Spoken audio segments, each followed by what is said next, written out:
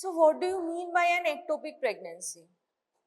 Any gross idea what is ectopic pregnancy? Any pregnancy where the fertilized ovum gets implanted anywhere outside the uterine cavity is known as the ectopic pregnancy, right? So what is the incidence of ectopic pregnancy? It's about 1 to 2%. So what are the different sites where the ectopic pregnancy can occur? What are the different sites? We have to know what are the different, except for the uterine cavity, what all the sites the ectopic pregnancy can occur. Most common site is what? Fallopian tube. In the fallopian tube also, what is the most common site? In the fallopian tube, it is almost 95 to 96% of the ectopic pregnancy occurs in the fallopian tube. Okay, in fallopian tube also, what is the most common site? Ampulla, then isthmus, then interstitium.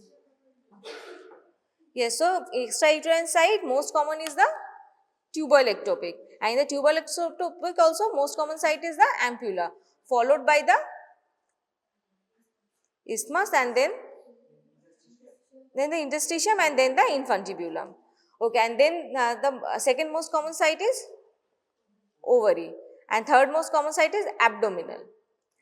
And in the uterine cavity also, inside the uterus but not within the uterine cavity, where it can occur? It can occur in the cervix, it can occur in the cesarean scar, as well as it can occur in the cornu, not in the cavity, like it can occur as a cornual pregnancy, it can occur as a cervical ectopic, it can occur as cesarean scar ectopic.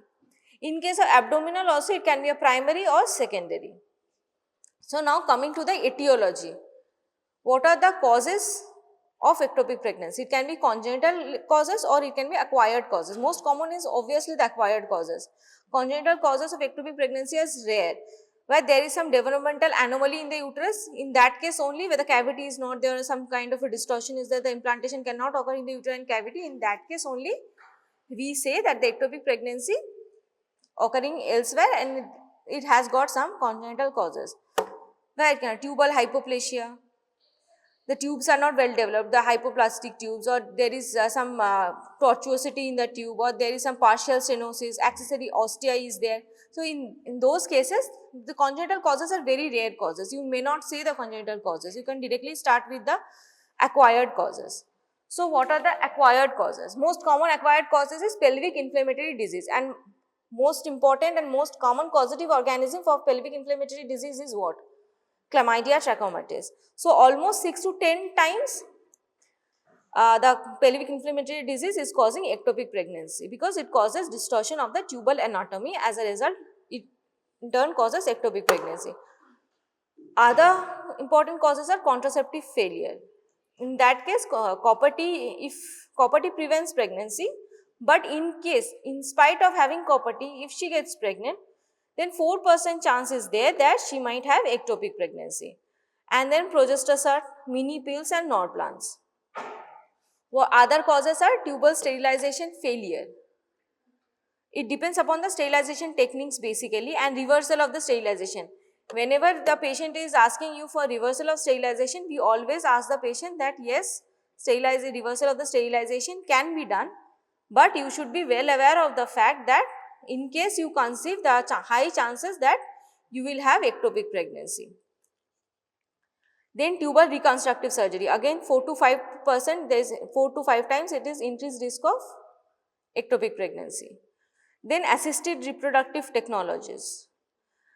Then there is previous ectopic pregnancy. If there is a history of previous ectopic pregnancy, high chances that this time also she can have ectopic pregnancy. Then mode of termination of this tubal ectopic pregnancies. What is the fate of this tubal ectopic pregnancy? Suppose she is having a tubal ectopic pregnancy, what can happen? She might undergo tubal abortion on its own. She might have tubal rupture. She might complain of severe pain abdomen on a certain point of time, and then she will have a bleeding PV, and that is a case of what? That is the pregnancy has ruptured, the tubes have ruptured, or silently she might just undergo a tubal abortion. Or what can happen? She might have tubal rupture. She might have tubal perforation. So these are the fates of tubal ectopic pregnancy. Now coming to what are the clinical types. What do you think, what can be the clinical types of ectopic pregnancies. How a tubal ectopic can present? It might come to you as an emergency. That will be an acute tubal ectopic pregnancy. It might be a chronic ectopic pregnancy. Suppose today she is having severe pain abdomen, but somehow she managed it and it didn't come up to you. And over the period of time, she is having a dull aching abdominal pain. That becomes what? That becomes a subacute or chronic ectopic pregnancy. Or she has come up to you at a very early stage, whether there is tubal ectopic pregnancy which has not ruptured yet. So that might be just 3 types of associations described. See, one is acute, one is unruptured, one is subacute, that is chronic or old. So how will a acute ectopic pregnancy present as? What do you think? There is sudden rupture of the tubes. Now she will come up to us. This classical triad is found in only 50% of the patients. So what is this classical triad? She will complain of pain abdomen. She will have severe pain abdomen, and this pain abdomen is found in 95% of the patients.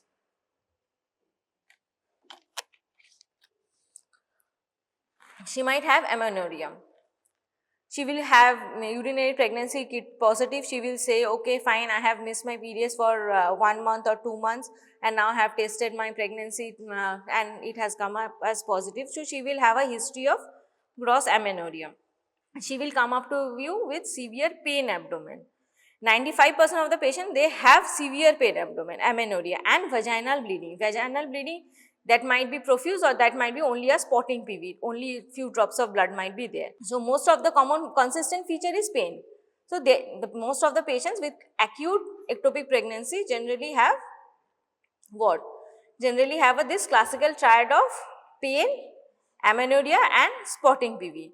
These are the 3 classical presentation, and often the patient says the patient is having a shoulder tip pain. Why the patient is complaining of shoulder tip pain? Because the tubes have ruptured, the collected blood is basically irritating under the diaphragm, and this pain is getting referred up to the shoulder. That is why often the patient complains of shoulder tip pain also. So you should be very, often they have varied presentation. Sometimes the patient sometimes they come up with this lower abdominal pain with diarrhea, and she has having a gross period of amenorrhea also. Then you do transvaginal sonography, you find out that she is in a case of ruptured ectopic pregnancy, because the collected blood was basically collecting into the pouch of Douglas and it was irritating the rectum, and that's why she was having this diarrhea. So in case of an acute ectopic pregnancy, on examination, what will you find? In general survey, the patient will be in agony. It will be, the patient will be pale because she has undergone a huge amount of bleeding intra-abdominally. She will be restless. She will have cold, clammy extremities. Basically, she will show you the signs and symptoms of what? Signs and symptoms of shock. Cold, clammy extremities, tachycardia, the pallor. She will be sweating profusely. She will having pain abdomen, hypotension. So these are the signs and symptoms of shock that she will present to you with. And on per abdominal examination, what will you find? Abdomen will be tense and tender, mostly in the lower abdominal, and there will be some shifting dullness and rigidity might be present. On per speculum examination, what will you find? There will be some amount of spotting PV or bleeding PV. And per vaginal examination, uterus might be bulky and deviated to the opposite sides, and fornices may be tender, and what is most important is cervical motion tenderness. Often what happens is, since there is an adnexal mass, on per vaginal examination, if you touch the fornix or the cervix, she might complain of pain. So this is the if the blood has collected or the gestational sac has collected in the POD, then the POD might be full. So in examination, while writing a long question and answer, if you have to write what are the signs and symptoms and how will you examine it, then you have to write all these points. On general survey, what will you find? That patient might show the signs and symptoms of shock, per abdominal examination, per speculum examination and per vaginal examination. All these things you should be able to write. Then chronic ectopic. How the chronic ectopic presents? She might give you a history that one fine day I was having amenorrhea and one fine day I had some amount of pain abdomen, but after that it settled down. This acute pain has gone, but now occasionally I have a dull aching pain. It's a consistently she will have a dilating pain. The patient had previous attack of acute pain from which she had recovered. She will have amenorrhea and she will have a dilating pain in the abdomen. So this will be the classic presentation of a chronic ectopic. In case of acute ectopic, what did she complain of? Severe pain abdomen, amenorrhea and spotting PV. Here what she is telling you? Dilating pain with a previous history of an acute abdominal pain previously and amenorrhea is there. So on examination of a chronic ectopic, what will you see? The patient will be sick looking with varied degree of pallor, but features of shock will be absent. If she is having tachycardia, hypotension, gross pallor, she is crying out in pain, so she is a case of an acute ectopic pregnancy. But in case of a chronic ectopic pregnancy, these signs and symptoms of shock is absent over there. And per abdominal examination, what will you find? Tenderness and muscle guarding will be present in the lower abdomen. As well as a mass might be felt, because after rupture or there is mass and there will be all the momentum and every organ has come up and the signs of inflammation is there. So, that has organized into a mass, that is she is presenting with an adnexal SOL. And per vaginal examination also the vaginal mucosa will be pale, the uterus may be normal or bulky in size and there will be a feeling of something in the fornices or in the pouch of Douglas. What we say is a boggy feeling. It's not hard, not firm, just a boggy feeling that some amount of blood has collected. That's why we say it is a boggy tender mass that may be felt in one of the fornix where the ectopic mass is lying. So now what is, how will the unruptured ectopic pregnancy present? There will be a high suspicion of ectopic and diagnosis is clinically diagnosed. Basically what happens is the patient is has come up to you with this, there is some 2 months of amenorrhea suppose, and now you have done a scan and incidentally you find that okay fine, the pregnancy has not come up into the uterine cavity, it has come up into the tubes. Most commonly in case of unruptured ectopic, what happens is most of the patients who conceive after this ART or IVF procedures, they are very keen on knowing whether the pregnancy is all right or whether the pregnancy has, where is the pregnancy, what is the date, whether the FHR has come up or not. It is basically the vigilance of the clinician that if she has presented to her earlier and you have done a scan and incidentally you find out that okay fine, the pregnancy is not intrauterine, the pregnancy has come up in the tubes and you find it out, okay fine. Now you manage it accordingly. So before she has any complaints, you have already diagnosed that this is an ectopic pregnancy. So basically this is how this unruptured ectopic pregnancy, it is incidentally you have diagnosed. This is your vigilance and nothing else. Now how will you approach a case of ectopic pregnancy? Any patient with any history of amenorrhea, first of all what do? You ask her to get an urinary pregnancy kit test done. Once this urinary kit test pregnancy is done and it is coming positive suppose, now you will ask her about the history, whether she had any history of any bleeding PV, whether any spotting PV, any lower abdominal pain, any history of any loss of consciousness, suddenly she fell down and there was pain and she fell down and lost her consciousness. If there is any history, you will rule it out.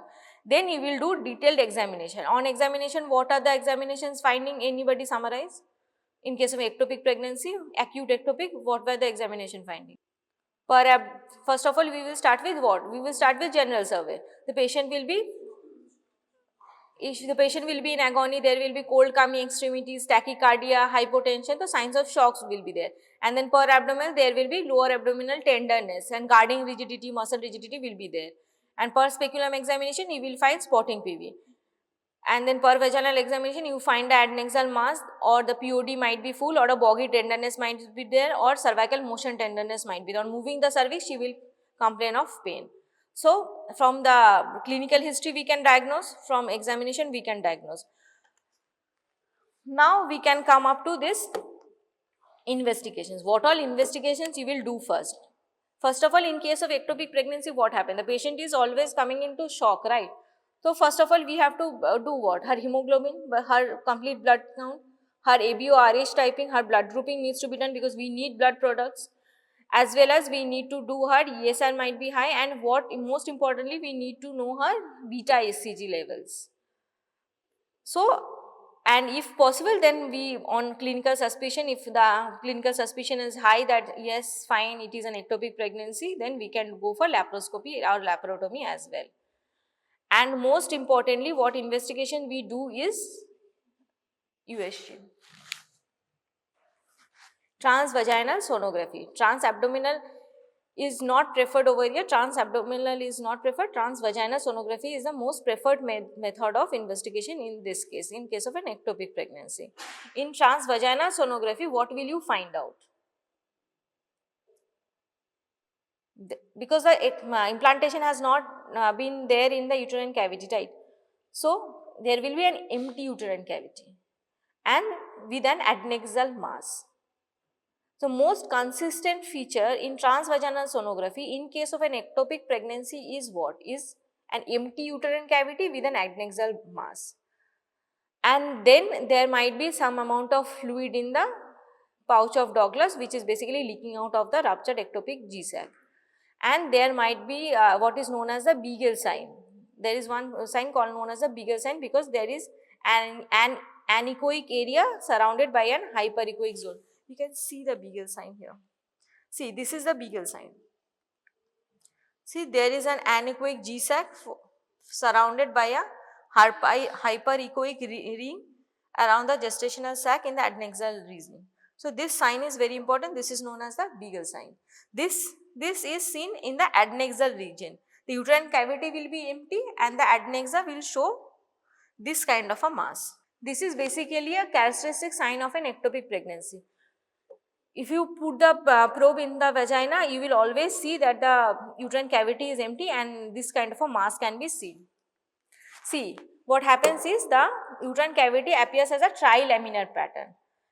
And inside there will be a, what is the difference between an early gestational sac and a pseudo gestational sac? Often what happens if the patient is having ectopic pregnancy, suppose, then also some amount of fluid collection might be there in the endometrial cavity, which might have a deceptive look and which might provoke you to say that, okay, fine, this is a gestational sac in the uterine cavity. But actually this is not a gestational sac, this is a pseudo gestational sac, which is basically nothing but a fluid collection within the endometrial cavity as a result of residual reaction of pregnancy basically. As the pregnancy has occurred, it is some kind of a residual reaction which is occurring and some kind of a fluid collection is there in the endometrial cavity, which is giving you a false deceptive look that it is a gestational sac. Now, how will you differentiate between a gestational sac and a pseudo gestational sac? Pseudo gestational sac is characteristics of what?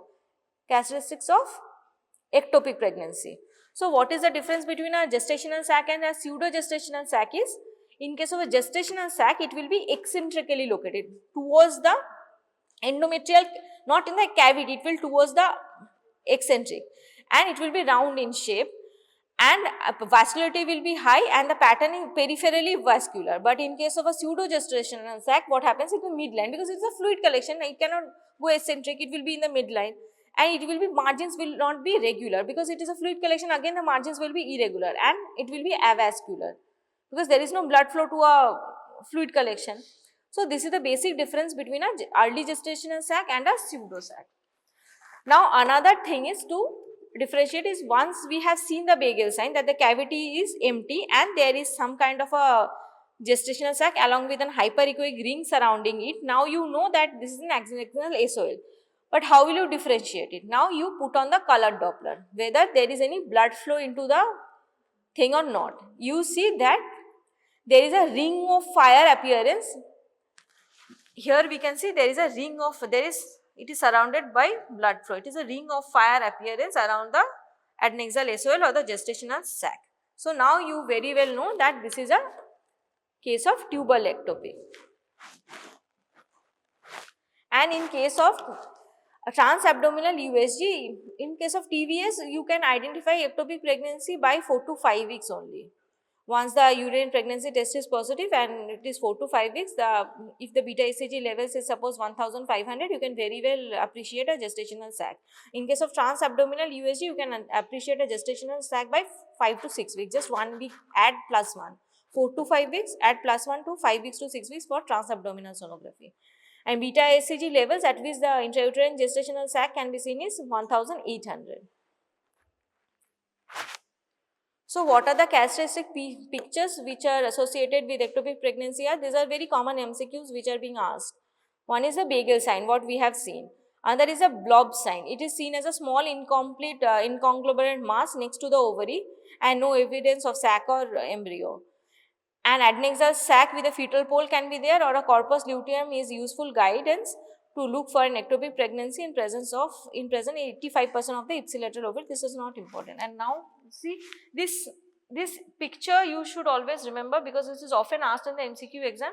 Like they will give this picture, they will mark with arrows and they will ask you where it is seen. This is Bagel sign. Bagel sign and blob sign, these are the two signs you should remember. Now we have come to the conclusion, okay fine, this is an ectopic pregnancy, right? Now you know this is an ectopic pregnancy. Now how will you manage this ectopic pregnancy? What do you think? First things come first, how will you manage? The patient has come up to you with lower abdominal pain, she is having pallor, she is having tachycardia, she is grossly hypotensive. What will you do first? Is what?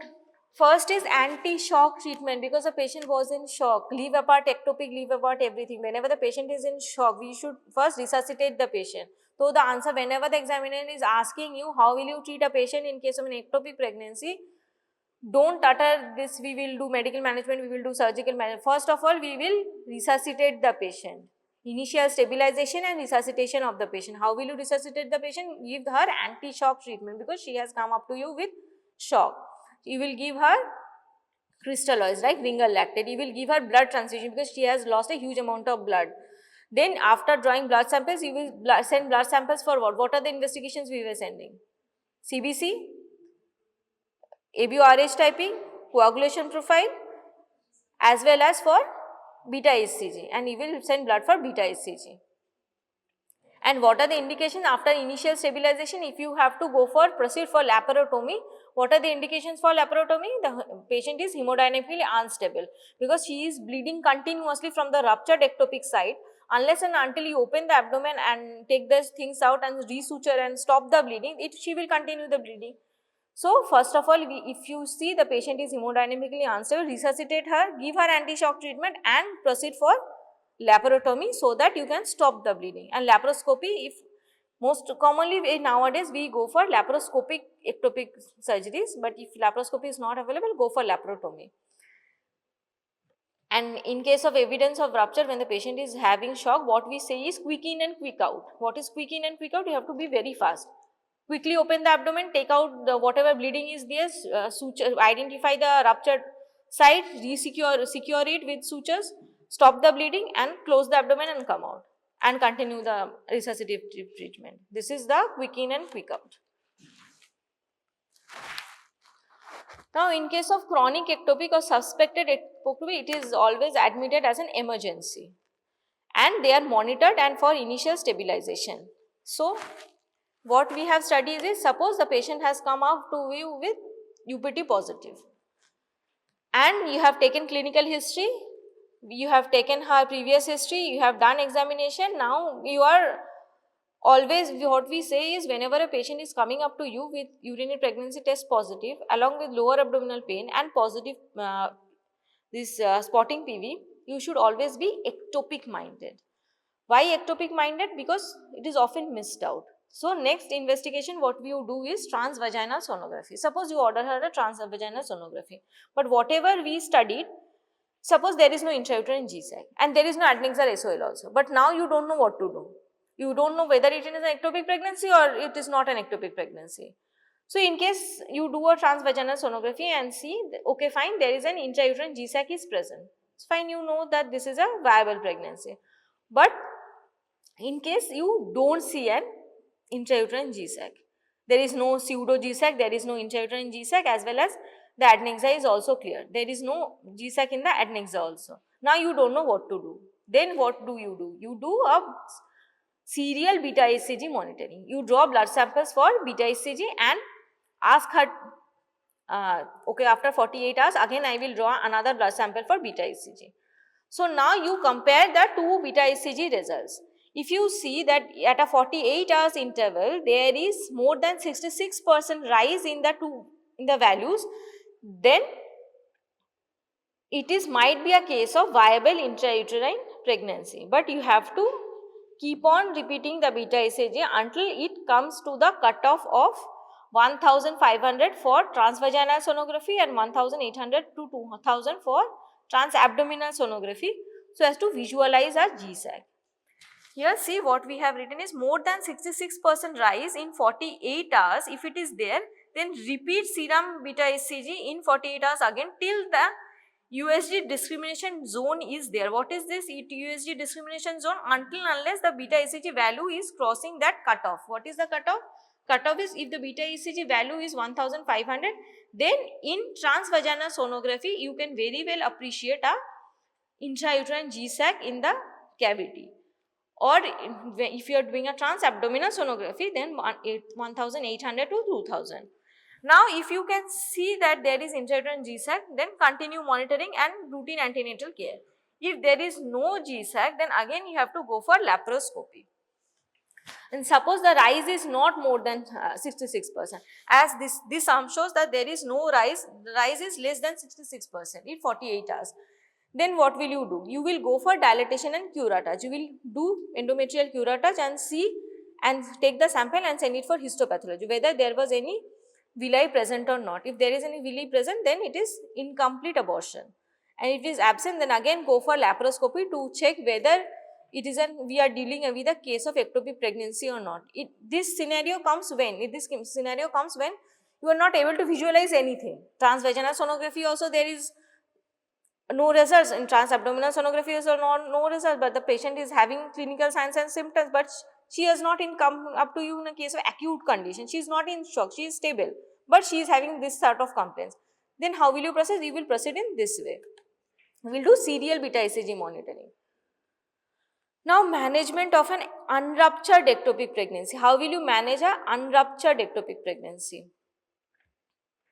What are the options? You can surgically manage, you can give her medical management, you can give her expectant management as well. Why? Because she is hemodynamically stable, she is unruptured, she has come up to you some with UPT positive, you just did an transvaginal sonography, you found out that okay fine, there is an ectopic pregnancy. This was basically your clinical vigilance and early diagnosis that unruptured tubal ectopic you have diagnosed. Now how will you manage? Who are the patient on whom you will do expectant management?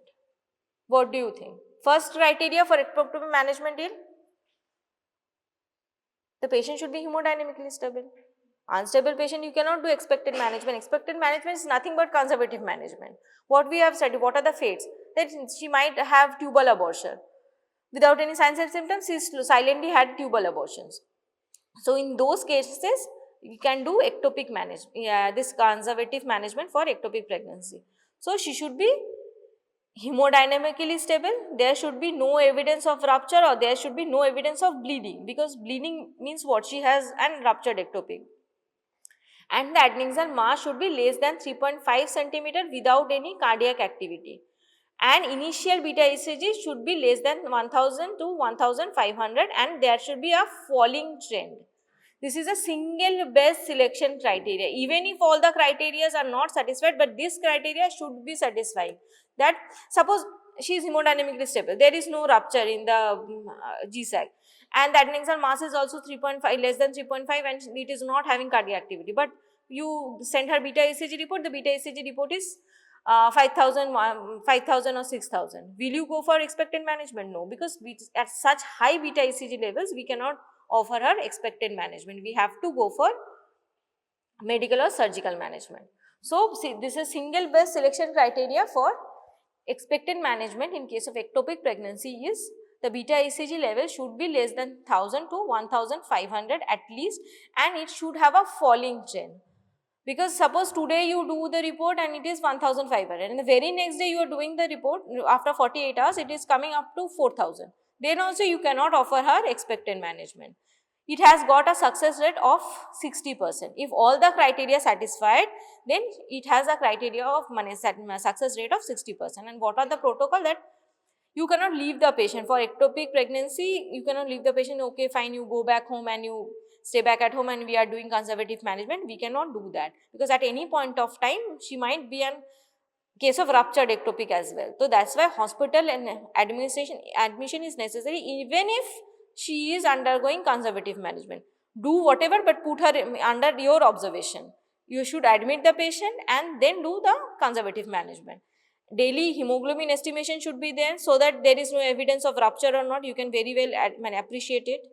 And serum beta ECG level should be monitored, and transvaginal sonography should be done twice a week. Why? Because at any point of time she might convert into a ruptured ectopic. That's why even if you are doing a conservative management, she should be kept under your observation, and beta ECG should be monitored, hemoglobin should be monitored, and transvaginal sonography should be done.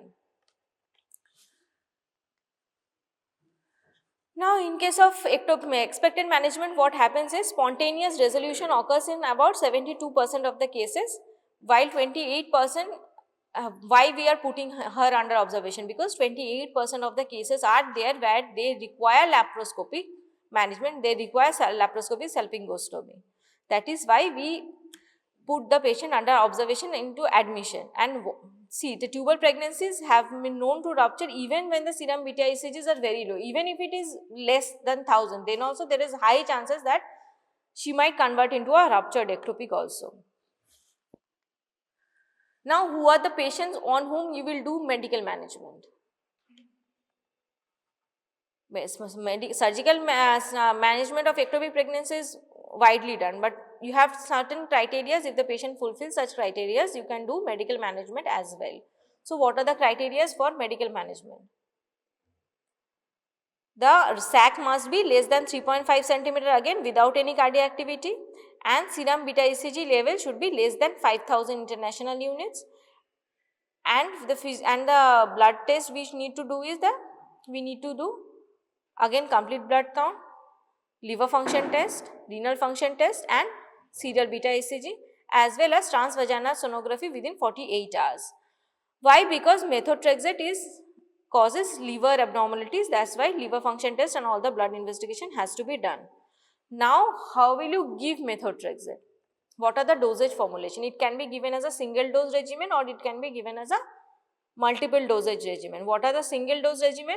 In case of single dose regimen, suppose she has been diagnosed, she is satisfying the criteria, she is 3.5 centimeter, GSAC is less, no cardiac activity, her beta ECG level is less than 5000. Okay, now you have selected the case. Now, day 1, you have measured her beta ECG. Suppose the beta ECG on day 1 was 4000. So, she was satisfying the criteria. Now, you give her methotrexate injection 50 mg per meter square IM. Now, on day 4, you draw her blood samples for beta ECG, as well as on day 7, you draw her blood samples for beta ECG. Now, you compare the results. If there is a difference is more than 50%, that is from day 4 to day 7, the value of the beta ECG is fall in the beta ECG levels is more than 15%, then we say that medical management is successful. We have successfully managed with medical management. And if the difference is less than 15%, that is day 4 and day 7 values, the fall in the beta ECG is less than 15%, then this is a failed medical management. In that case, you have a choice. You can repeat this methotrexate injection again and continue the monitoring again for day 4 and day 7. You can do it for 3 doses. In the meantime, you keep on monitoring with beta ECG and transvaginal sonography.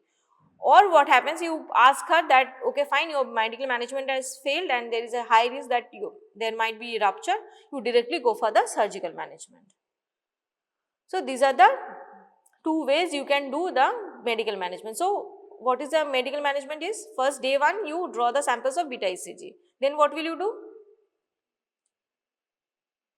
We will give injection beta ECG 50 mg per meter square IM and measure the blood values again on day 4 and day 7. And if it is more than 15% fall, then it is successful. If it is less than 15% fall, then you have to repeat beta ECG, repeat this methotrexate injection again and follow the same protocol. You can do is for 3 times. If 3 times also it fails, you can go for surgical management, or directly you can go for surgical management in the first instance itself. Okay. Another method of this is this thing, multiple dosage regimen. This was a single dose. Methotrexate injection was given only once. only on day 1, and day 4 and day 7 was beta ECG monitoring. Here in variable dosage, what we do is methotrexate 1 gram per kg IM is given on day 1, 3, 5, 7. Today is day 1, every alternate day 1, 3, 5, 7 you give methotrexate injection, and leucovorin is given 0.1 mg per kg IM on 2, 4, 6, 8. This thing you have to memorize and it has to be by heart. See, day 1, 3, 5, 7 you give methotrexate, and alternate days, on the days you are not giving methotrexate, you are giving leucovorin, and you are measuring the beta ECG values. If it is more than 15% decrease in 48 hours, if it is there, it is a successful management, and then you keep on monitoring the beta ECG levels weekly until it is less than 5 international unit per ml. This is how you do monitoring of the beta ECG level. Once there is a fall of more than 15%, you ask her to repeat her beta ECG levels every week until unless what we say it is less than 5 international unit or the UPT is negative. Whichever is there, you keep on monitoring her every week. So this is how this medical management is being done. And what all instructions you will give to the patient? It can be given in an outpatient basis, but she should stay at a distance where the hospital is accessible. Whatever be the scenario, she can easily be rushed to the hospital emergency at any point of time. And because she is given methotrexate, and methotrexate is a cytotoxic as well as a hepatotoxic drug. So she should refrain from alcohol, sunlight, multivitamins with folic acid and sexual intercourse until unless beta ECG values are negative. And then in case of any kind of nausea, vomiting, bleeding or loss of consciousness, dizziness, pain, sudden complaints of pain, abdomen, she should immediately report to the hospital, because once methotrexate is given, she might have rupture also, tubal rupture also. That's why she should be at a nearest distance to the hospital. Any this of the ominous signs and symptoms is there, she should immediately report to the hospital itself. So now coming to the surgical management of ectopic pregnancy. Who are the patients whom you can do surgical management? In case of surgical management, indication patient desires future fertility and contralateral tube. Suppose the contralateral tube is also damaged and surgically removed. So in that case, what we do is laparoscopically we try to remove the gestational sac and preserve the tubal anatomy, because one sided tube there is already a loss, another sided tube you need to preserve that tube. And suppose beta ECG values are more than 5000, or the gestational sac is more than 3.5 centimeter. In the gestational sac, she is having cardiac activity. So whatever the criteria were there for medical management or expected management, she is hemodynamically unstable. Beta ECG is more than 5000. Gestational sac is more than 3.5 as well as having cardiac activity. In all those cases, we directly go for surgical management. Or in case of failed medical management, what we studied is failed medical management at any point of time, we convert it into a surgical management. So in case of surgical management, what are the different ways we can do it? Whatever be the thing, whatever happens, most commonly if both the tubes are healthy and one of the tube is having ectopic pregnancy, we do salpingectomy. We directly cut off the tube. Salpingectomy is done.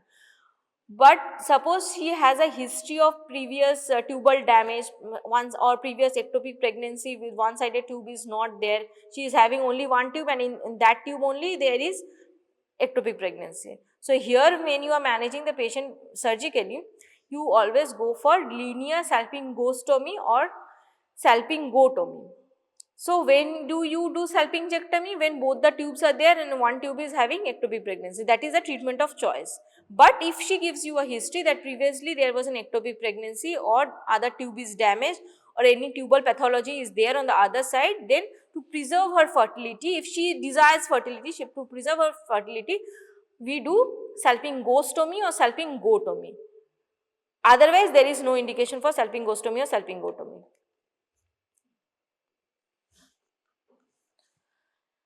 Now, salpingectomy versus salpingotomy.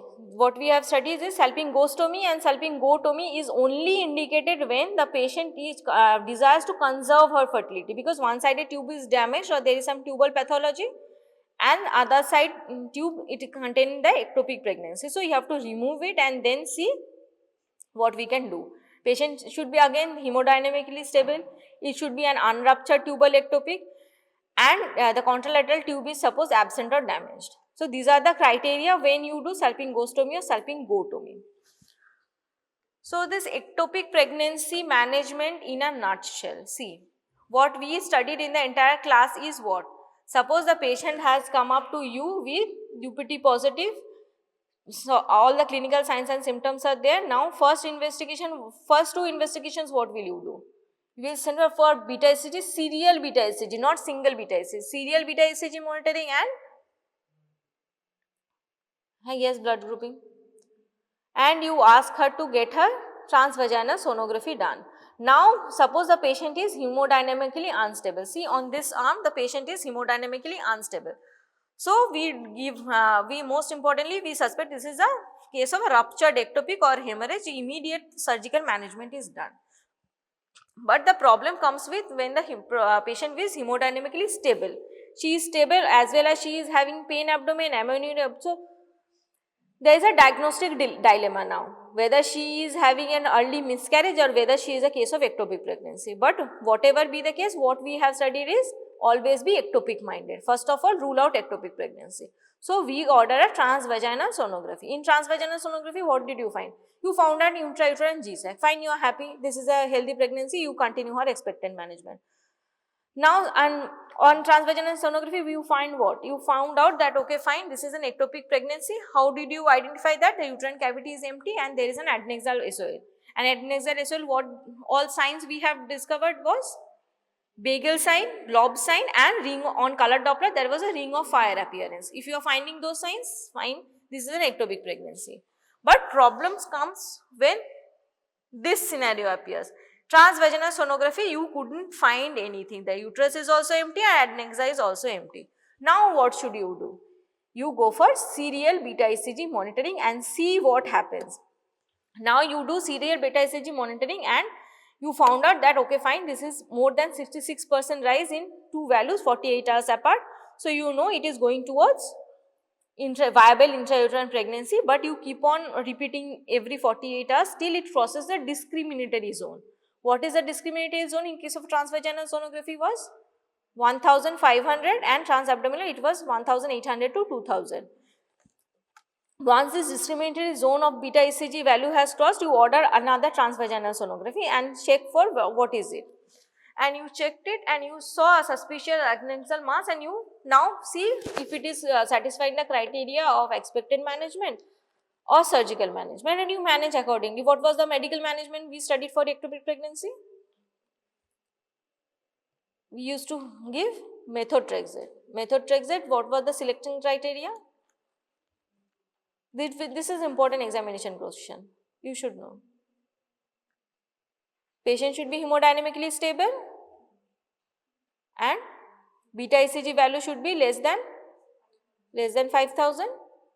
GSAC should be less than 3.5 centimeter without any cardiac activity, and patient should be ready to come for follow-up. So now you give her methotrexate injection 50 mg per meter square IM, and then you monitor her beta ECG again on day 4 and day 7. If it is more than 15% fall, then it is a successful medical management. And then what do you ask her? How to follow up the patient? You keep on repeating the beta ECG weekly. Every week you do one beta ECG level and see when it is coming down to less than 5 international unit per ml. And you can go for multi-dose regimen as well. Multi-dose regimen, what was it? You give methotrexate and leucovorin. Methotrexate on 1357, leucovorin on the alternative 2468. And then you check whether the beta ECG values 48 hours apart is more than 15% or less than 15%. Again the same thing. So this is how you basically manage a case of ectopic pregnancy, whether you are doing it medically, whether you are doing it surgically. So basic points are what? Basic points is who are the patients for expectant management, who are the patients for medical management, and who are the patients for surgical management, and which patients you will do salpingectomy and which patients you will do salpingostomy versus salpingotomy, and what are the diagnostic criteria, what are the signs and symptoms associated with ectopic pregnancy, and how to manage. First important step in case of ruptured ectopic, always say initial stabilization and resuscitation, and then followed by further management as per whatever criteria she is fitting into it.